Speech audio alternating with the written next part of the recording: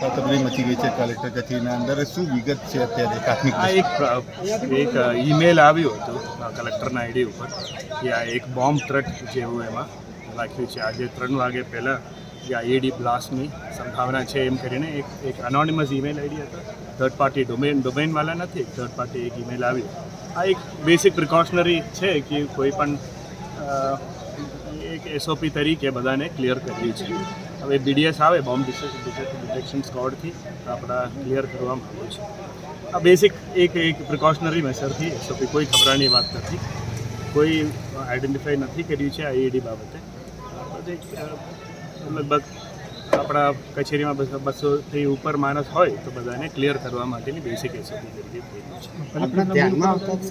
Email ID. કોઈ ધમકી છે એના અંદર? નહીં, કશું નહીં. કોઈ વિગત પણ નથી એમાં. કોઈ આટલું જ લખ્યું છે કે 3 વાગ્યા સુધી આઈઈડીની સંભાવના છે. ઉસી બેસિસ ઉપર આપણા ક્લિયર કરવામાં આવ્યું છે. ઓકે.